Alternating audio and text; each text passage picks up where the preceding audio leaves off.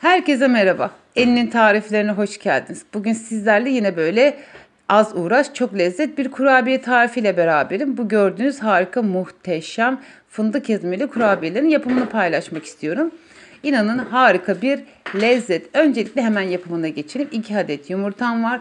Birini tam olarak kırıyoruz içerisine. İkincisini de sarısıyla beyazını ayıracağız. Beyazını üstünde kullanacağız. Sarısını hamuruna ekleyeceğiz bayanlar. Böyle bir kapta ayırıyorum. Şu an küçük oğlum geldi yanıma, legolarıyla oynuyor. Arkadan ses duyarsanız şaşırmayın. Evet, şimdi yumurta beyazımı kenara alıyorum. Ve içerisine 1 su bardağı toz şekerimi ilave ediyorum. Pudra şekeri değil, toz şeker kullandım ben. Şimdi öncelikle yumurtayla şekerimi güzelce birbirine yediriyorum. Biraz o şekerim yumurtayla erisin istiyorum. Bunlar aslında bizim tariflerimizin püf noktaları. Yumurta kokmasını engellemek için birazcık böyle yedirmekte fayda var. Su bardağımın ölçüsü 200 mililitrelik. Gerçi biliyorsunuz ben malzeme listesini detaylı olarak açıklama kısmına ekliyorum.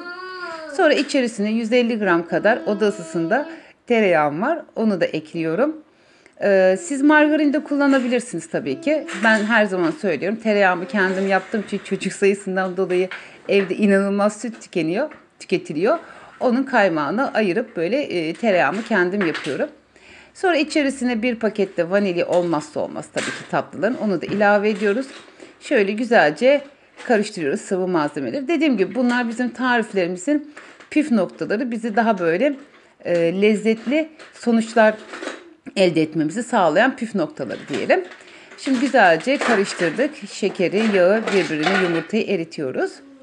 Daha sonra içerisine yarım çay kaşığı kadar tuz ilave ediyorum. Bu tuz ne sağlayacak? Fındık ezmesi zaten şekerli. Onun böyle o şeker tadını nispeten olsun bu tuz engelliyor, öyle söyleyeyim, kırıyor derler ya. Bir çimcik tuz, bir de annem şey der hep, hani nazardan korur kızım falan der böyle. Her tarifimize atmamızı tavsiye eder. Daha sonra böyle 300 gramlık bir kavanoz fındık ezmem var. Onu da ilave ediyorum. Ben Fisko birlik kullanıyorum. Siz istediğinizi tercih edebilirsiniz. Bir de bu kurabiye tarifinde benim kullandığım fındık ezmesinde fındık parçacıkları var.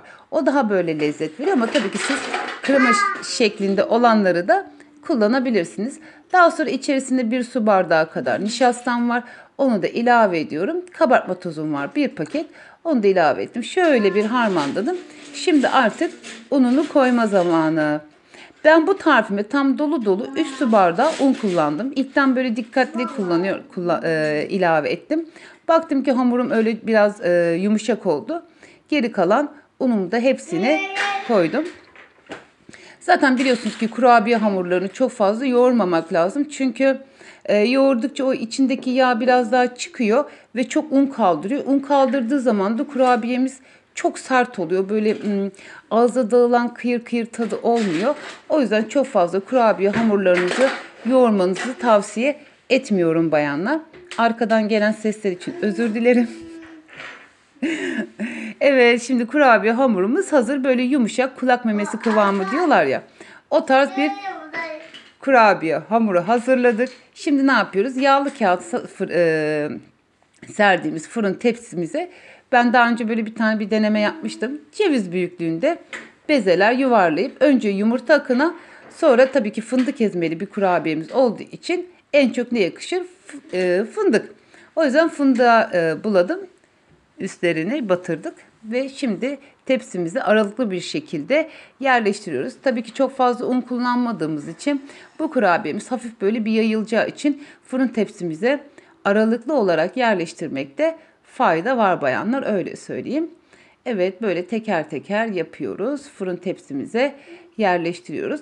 Bakın, yapımı da çok kolay. Evimizdeki fındık ezmesi haricindeki malzemeler evimizde bulunan malzemeler. Fındık ezmesi de tabii çocuklarımız seviyor. Bazılarımızın evinde vardır, bazılarımızda yoktur ama çok da maliyetli olduğunu düşünmüyorum. Çünkü ilk tepsimizi fırına götürdük. Şimdi nasıl pişireceğiz? 170 derecelik alt üst ayar da 20 dakika, fazla pişirmemize gerek yok.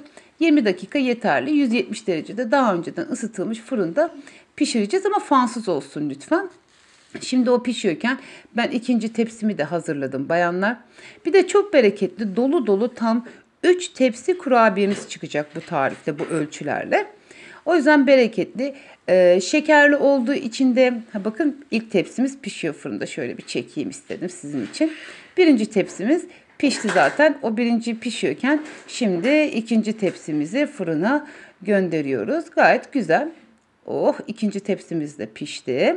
Şimdi bunu getirdim. Üçüncü tepsimizi koyduk. Bakın gördüğünüz gibi biraz böyle yayılma yaptığından dolayı aralıklı koymakta fayda var. Harika bir kurabiye. Evimizdeki malzemelerle bereketli, şekerli olduğu için de bir iki tane kurabiye zaten sizi kesecektir. Ve ben de zaten bunları neden yapıyordum? Çocuklarımın abur cubura karşı savaşımdan dolayı yapıyordum ama ne yaparsam yapayım yine benim çocuklar o ambalajlı şeyleri seviyorlar yani. Yapacak bir şey yok. Seviyor çocuklar. Evet, şimdi altı terleme yapmasın diye böyle bir telim var. Onun üzerine dikkatli bir şekilde alıyorum ilk sıcağı çıktıktan sonra kurabiyelerimi. Gerçi ben ilk tepsiyi böyle tele aldım ama o kısmı kesmedim. Çünkü uzatıp da sizi sıkmak istemem. Bakın böyle acı badem gibi, inanın tadı. Acı badem kurabiyesi yapmak biraz sıkıntılı oluyor biliyorsunuz. Onda gramlı ölçüler kullanmak lazım. Birazcık sıkıntılı oluyor ama bunun yemesi aynı bildiğiniz acı badem kurabiyesi gibi kıyır kıyır, içindeki o nişasta muhteşem bir lezzet veriyor. Yemesi de harika. Çayın yanında akşam yemeklerinden sonra misafirlerinize. Anneciğim ses çıkarıyorsun çok bir tanem. Şöyle biraz da yakın çekim yaptım. Şöyle çatlak harika kurabiyelerimiz var. Ama tabii ki dediğim gibi siz istediğiniz şekli verebilirsiniz. Ben her zaman söylüyorum. Benim evde 3 tane küçük çocuğum olduğundan dolayı ben biraz böyle pratikliğine, tembel işine kaçıyorum. Evet, bu da 3. tepsi. O da güzelce pişti. Yağlı kağıdı ben değiştirmedim. 3. tepsiyi de o şekilde pişirdim. Görüyorsunuz kurabiyelerimi. Gayet güzel, lezzetli görünüyorlar. Hakikaten lezzeti de harika. Evet, şimdi onu da tepsime ızgarama alıyorum. Altı terleme yapmasın diye. Bu arada ben odayı değiştirdim. Evet, 3. tepsimiz de hazır. Onu da kenara alıyoruz. Gördüğünüz gibi ben ilk tepsimi, servis tabağımı aldım. Şimdi ikinci tepsimi de alıyorum. Böyle yerleştiriyoruz. Güzel görünsün gözümüze diye. İstediğiniz şekli verebilirsiniz. Üstünü istediğiniz gibi süsleyebilirsiniz. Ama tabii ben her zaman fındık ezmeli olduğu için genelde bu kurabiyemi fındıkla böyle buluyorum. Ama siz tabii çocuklarınıza daha sevimli göstermek için bu böyle hayvanlı şekillerle de kalıplarla, hayvanlı kalıplı şekillerle de şekil verebilirsiniz. Böyle servis tabağıma aldım. Güzelce. Evet, muhteşem bir kurabiye bayanlar, gerçekten şiddetle tavsiye ediyorum. Beğeneceğinize garanti veriyorum. Zaten ben beğenmediğim tarifleri bu platformda asla ve asla paylaşmıyorum. Biraz böyle sizin için de yakın çekim yaptım. Zaten görüntüsü de acı badem gibi çıtır çıtır mı derler, kıyır kıyır mı derler. İşte öyle bir kurabiye bayanlar. Şöyle altını da gösteriyorum size. Yemesi de hep aynı şeyi söylüyorum. Acı badem kurabiyesi gibi, biraz bisküvimsi gibi. Çok lezzetli oluyor. Kolay, pratik, hemen. Pişirme süresi de kısa. Hemen 20 dakikada 170 derecede pişiyor. Malzemeler de çok bereketli çıkıyor bu ölçüdeki malzemelerle. Şimdi sizin için doku testine geçiyorum. Evet, 2 tane servis tabağımı alacağım şimdi. Ve sizin için tadacağım bayanlar. Yakından da göstereceğim şöyle. Bakın. Harika. Cookies'ler diyelim. Evet, şimdi bir tanesini alıyorum ve ortadan şöyle altını da göstereceğim. Evet. Görüyorsunuz. Alt üstü harika pişmiş.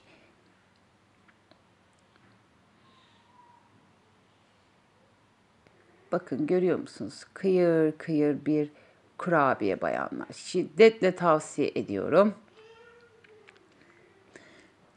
Şimdi onu da bir kenarından daha kesiyoruz. Koparıyoruz. Bakın görüyorsunuz, harika bir kurabiye tarifi. Evet, şimdilik benden bu kadar diyorum. Siz seyretmeye devam ediyorken ben artık kapanış konuşmamı yapayım. İnşallah daha güzel, daha farklı tariflerde tekrar görüşmek üzere diyorum. Beni buraya kadar izlediğiniz için çok ama çok teşekkür ederim. Beni Facebook ve Instagram'dan da Elinin Tarifleri olarak takip edebilirsiniz. Şimdilik benden bu kadar diyorum. Kendinize iyi bakın. Allah'a emanet olun. Hoşça kalın diyorum ve şimdiden de deneyecek olan arkadaşlarıma bal şeker afiyet olsun diyorum ve bu kurabiye tarifimi şiddetle tavsiye ediyorum ki benim gibi küçük çocukları olan bayanlara, misafirlerinize akşam yemeğinden sonra atıştırmalık için güzel bir tarif. Hoşça kalın.